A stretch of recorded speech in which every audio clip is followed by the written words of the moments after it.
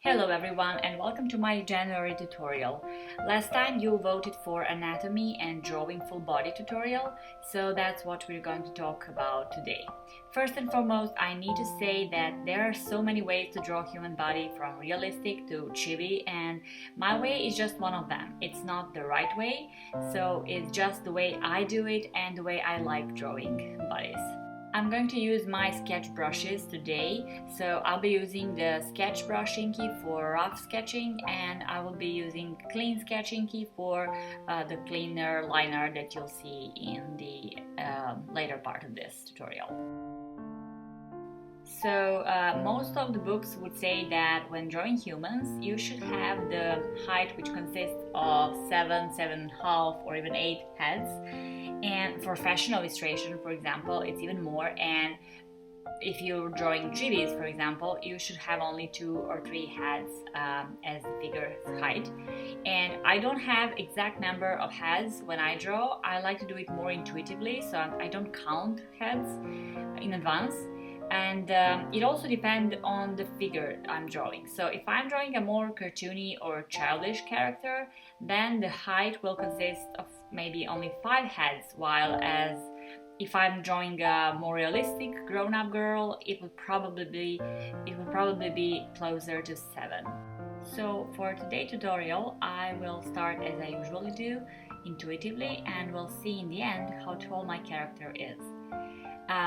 I decided to demo a drawing of one girl in a pose and then her body standing straight.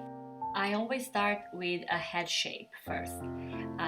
That's because that will determine the width of the shoulders, which are next, and then the width of the shoulders will determine basically everything else. So the length of the arms, and the width of the rib cage and the length of the rib cage. The female torso is in a shape of an hourglass, just like on the picture that is on the screen right now. And the shoulders tend to go up a bit, whereas with men they tend to go down, and that's an important distinction to remember. Then the chest part is right up until elbows, and that's a useful trick to make it easier when drawing. Another cool trick is that hands, when they're in a flat down position, which you'll see in a bit when I start drawing the straight standing pose, they are exactly up to the middle of the thighs. So that's an easy way to determine where the hands are. And as far as the legs go, knees are somewhere in the middle of the legs, so there's no mistake there. And the curves, I usually do the outer curve of the leg, and the inner part is always somewhat straighter. So there shouldn't be much curves on the both sides. That's again no rule, it's just the way I prefer it. It's more aesthetic that way to me, but of course, depending on the character you're drawing, if that's a more muscled person, then of course you will have a lot more curves.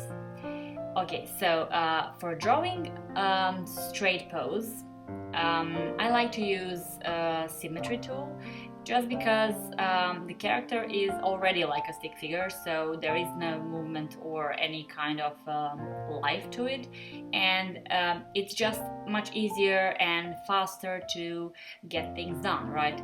So that's why I turned on symmetry tool, and you'll see me using it all the way to the end. I will let you now watch the speed paint while I draw the stick figure, and then we'll talk about the proportions when I finish it.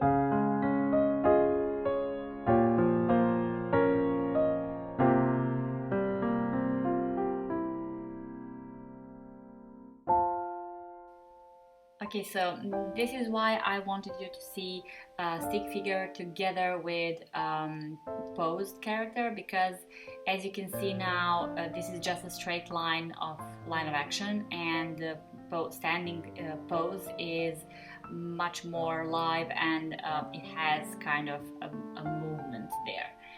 So what we're going to do now is I'm going to count the heads. So we'll see how many heads this character is tall.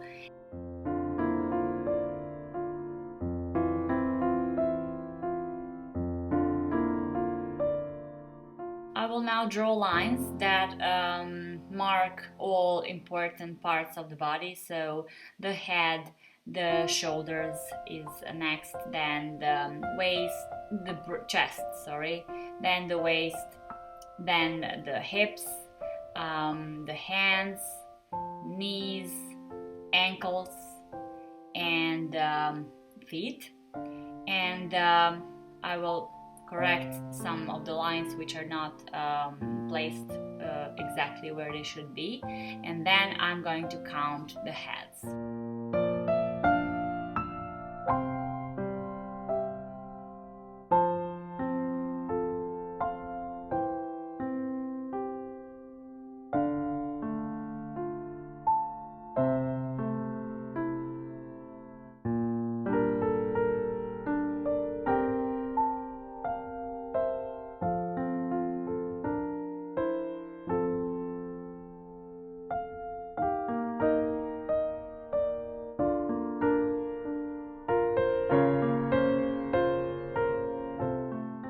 And here is the result. So 6 heads overall, and that's my average kind of character.